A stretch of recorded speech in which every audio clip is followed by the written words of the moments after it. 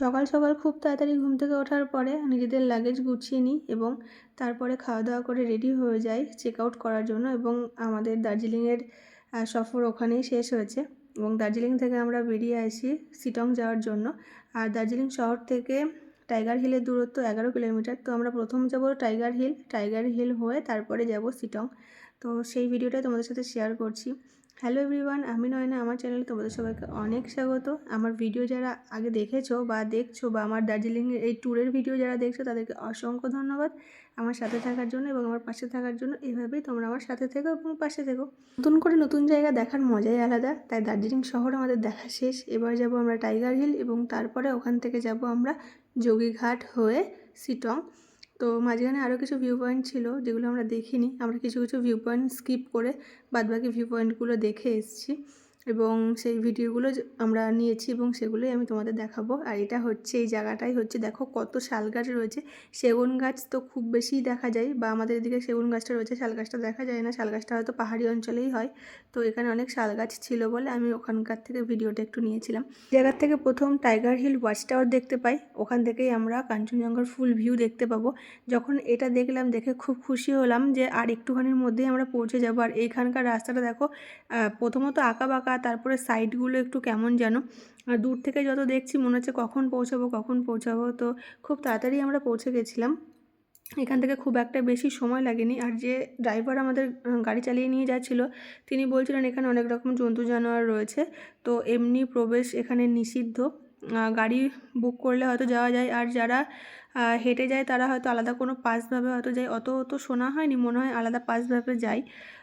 এখানে অনেকে হেঁটেও যাচ্ছিলো, আবার গাড়ি ভাড়া করেও যাচ্ছিলো। আর এখানে যেতে গেলে যদি গাড়ি ভাড়া করতে হয় তাহলে আগে করে গাড়ি বুক করতে হয়। এই যে এখান থেকে আমি কাঞ্চনজঙ্ঘার ভিউটা দেখিয়ে দিলাম, সামান্য একটুখানি গাড়ির ভেতর থেকে দেখালাম। আর বাকি যখন ওয়াচ টাওয়ারে যাব তখন ওখান থেকে আমি ফুল ভিউটা দেখাবো। দেখে মানে খুব ভালো লেগেছে, খুব ভালো লেগেছে। যেটা আমরা দার্জিলিং থেকে দেখেছিলাম, মানে যতটা আমরা দার্জিলিং থেকে দেখতে পেয়েছিলাম তার থেকে আরও বেশি সুন্দর লেগেছে, কারণ পুরো ভিউটা আমরা দেখতে পেয়েছি। এই যে এখান থেকে দেখো কতটা এটা উঁচু। আর এই জায়গাটায় আমার খুব ভয় লেগেছিলো, সামনে একটা গাড়ি চলে এসেছিলো বলে। এখানে রাস্তাগুলো একদম ছোট ছোট, একসঙ্গে দুটো গাড়ি পাস করা খুব প্রবলেম। তো তার জন্য একটা গাড়ি আগে যাচ্ছে, আগে পরে করে একটা করে গাড়ি যাচ্ছিলো। এই জায়গাটা একটা মন্দির রয়েছে, বোধহয় বাজরাংবালির কোনো মন্দির রয়েছে। তো এখান থেকে আমাদের এই ওয়াচ টাওয়ারে যেতে হয়তো 2 থেকে 3 মিনিট টাইম লেগেছিলো, আর আমরা পৌঁছেও গেছি খুব তাড়াতাড়ি। এখানে আকাশের মেঘটা দেখো কত সুন্দর। আমার তো এরকম মেঘ দেখলে দুর্গাপুজোর কথা মনে পড়ে যায়। পেঁজা তুলোর মতন এই মেঘগুলো আমার খুব পছন্দ। আর এরপরেই আমরা যাব ওয়াচ টাওয়ারের ওপরে এবং ওখান থেকে ভিউগুলো আমি তোমাদের দেখাবো। এই যে এখান থেকে আমরা যাত্রা শুরু করেছি এবং গেছি এবং তোমাদের দেখালামও। দেখো এখান থেকে কাঞ্চনজঙ্ঘার ভিউটা কত সুন্দর লাগছে, দেখে সত্যি চোখের শান্তি। সামনে বরফ দেখে তো আরও পাগল হওয়ার মতন। নেক্সট টাইম যদি কখনও সুযোগ হয়, এরপরে হয়তো বরফের কাছে যাওয়ার চেষ্টা করব। জানি না সুযোগ আদৌ ভবিষ্যতে হবে কি না, তবে যদি হয় তাহলে নেক্সট টাইম যাওয়ার চেষ্টা করব এবং সেই সমস্ত ভিডিও তোমাদের সাথে শেয়ার করব যদি পরিস্থিতি সমান থাকে তো। আর এখান থেকে আমি জুম করে দেখাচ্ছি, জানি না কতটা আমি ফোনের ক্যামেরায় বোঝাতে পারবো। আর ফোনের ক্যামেরা এবং আকাশ পাহাড় সব মনে হচ্ছে একসাথে মিশে গেছে। এইরকমভাবে সমুদ্র আর আকাশ যখন একসঙ্গে এক জায়গায় মিশে যায়, ওই দৃশ্যটা আমার খুব পছন্দের। আর তেমন এখানেও আকাশ আর পাহাড় মনে হচ্ছে একদম মাথায় ঠেকে গেছে, মানে পাহাড় মনে হচ্ছে আকাশে একদম ছুঁয়ে গেছে, এতটাই সুন্দর লাগছে। টাইগার হিলে পৌঁছে যখন ভিডিওগুলো করছিলাম, চোখের সামনে পাহাড়, বরফ, আকাশ সব যখন মিশে গেছে, সেগুলো যখন ফোনে ক্যাপচার করছিলাম তখন একবারের জন্য হলেও এটা মনে হয়েছে আর কিছুক্ষণ পরেই জায়গাটা ছেড়ে চলে যাব। জানি না আর ভবিষ্যতে কখনো আসতে পারবো কি না, তবে এই দেখাটা যেন খুব অপরূপ সুন্দর, যেটা হয়তো আগে কখনো দেখিনি, কিন্তু মনের মধ্যে ছুঁয়ে যাওয়ার মতন একটা জায়গা। কাঞ্চনজঙ্ঘা ছাড়াও আরও হিমালয়ের পর্বতশৃঙ্গের আরও পাহাড় দেখা যায় বা পর্বত দেখা যায়। তার মধ্যে মাউন্ট এভারেস্ট একটা এবং মাকালু পর্বতশৃঙ্গ দেখা গেছে। তো আমি সেটা ভিডিওর মাধ্যমে তোমাদের দেখানোর চেষ্টা করব, জুম করে দেখানোর চেষ্টা করব। জানি না কতটা দেখা যাবে। আমরা যে টাইমে গেছিলাম তখন হালকা হালকা কুয়াশা হচ্ছিল, বা ওয়েদারের জন্য হোক, যে কারণে হোক না কেন হচ্ছিল, তো খুব একটা স্পষ্ট বোঝা যায়নি। আর চেষ্টা করব দেখানোর। এই যে এটা হচ্ছে কাঞ্চনজঙ্ঘা, আর এরই নিচে আমি দেখাবো, সেটা প্রথমটা হচ্ছে মাকালু পর্বতশৃঙ্গ এবং তার পরেরটা হচ্ছে মাউন্ট এভারেস্ট। এইটুকুই দেখতে পেয়েছি যে প্রথমটা হচ্ছে মাকালু পর্বত শৃঙ্গ, আর তার পেছন দিকে যেটা রয়েছে ওটা হচ্ছে মাউন্ট এভারেস্ট। তো এই তিনটে দেখতে পাওয়া গেছে বা দেখা যায়। আর পেছন দিকে দেখো আরও অনেক পাহাড় রয়েছে, ছোটোখাটো বড় অনেক পাহাড় রয়েছে, সবের নাম তো জানি না, তো যেইটুকু জানতাম সেইটুকু না আমি জানিয়েছি। আর এখানে অনেকগুলো টেলিস্কোপ ছিল এবং সেগুলো দিয়েও আমরা দেখেছি, সেটাও আমি ভিডিওর মাধ্যমে তোমাদের সাথে তুলে ধরবো। প্রায় 3-4টে ছিল, তো আমরা 3জনা দেখেছি, দাদাভাই দেখেনি, সেটাই তোমাদের সাথে। টাইগার হিল থেকে প্রধানত কাঞ্চনজঙ্ঘার ওপর সূর্যের আলো প্রথম পড়ায় যে দৃশ্যটা হয় সেটা দেখতে যাওয়ারই ভিড় বেশি হয়।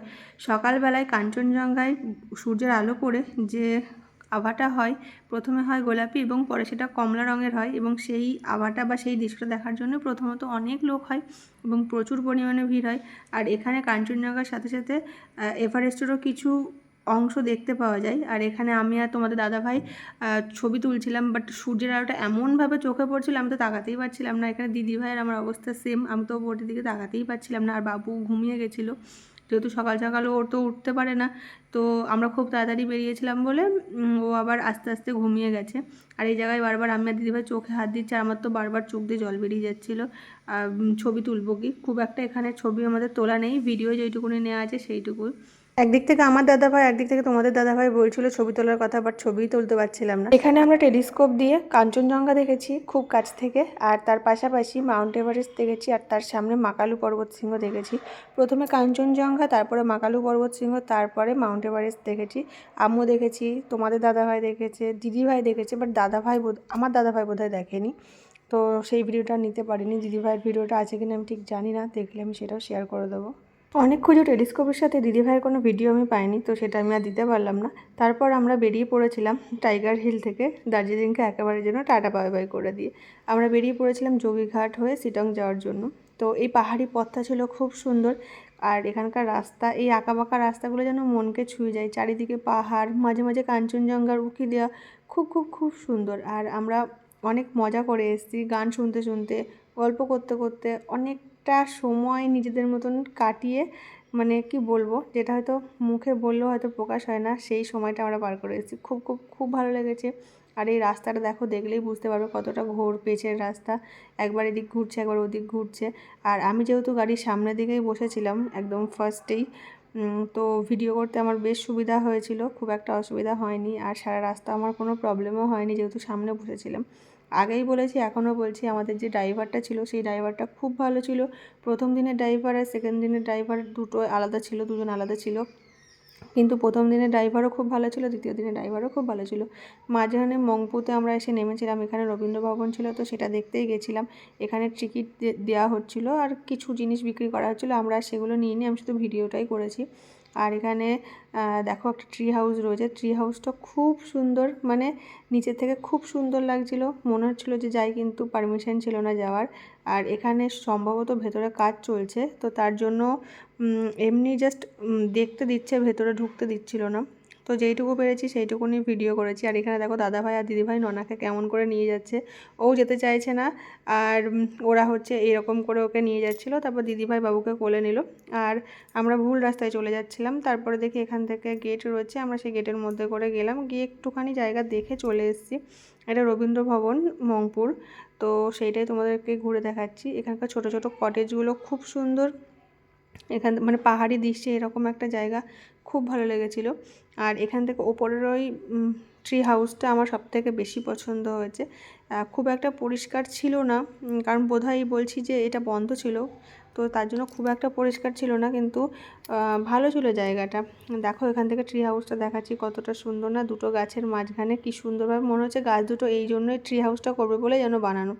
আমরা খুব একটা ভেতরে যাইনি, সামনের দিকে একটুখানি গিয়েই চলে এসেছি। এই যে দাদাভাই বাবুকে নিয়ে আসছে, আর দিদিভাই রয়েছে, আর তোমাদের দাদাভাই আছে আমার পেছন দিকে। ও একটু সাইড, যতটা ক্যামেরার থেকে সাইডে সরে যেতে পারে ততটাই ওর ভালো হয়। এই যে ও ওই সাইডটা দেখে আসছিল, আর ও হচ্ছে ক্যামেরার সামনে খুব একটা আসতে চায় না, বা চাইছিলও না, আমি জোর করে যেইটুকুনি পেরেছি এনেছি। আর এখানে আমি নিজেকে একটু নিয়েছি, কারণ পুরো ভিডিওতে আমিই কথা বলছি, বাট আমি নেই, তো ওই জন্য এই জায়গাটায় আমি নিজেকে ফ্রন্টে নিয়ে একটু ভিডিওটা করেছি, যাতে আমি অন্তত থাকি, আর স্মৃতি হিসেবে এটাও থেকে যায় যে না আমি অন্তত আছি। হ্যাঁ, তোমাদের সাথে দাদাভাই আর একটা কথা শেয়ার করি।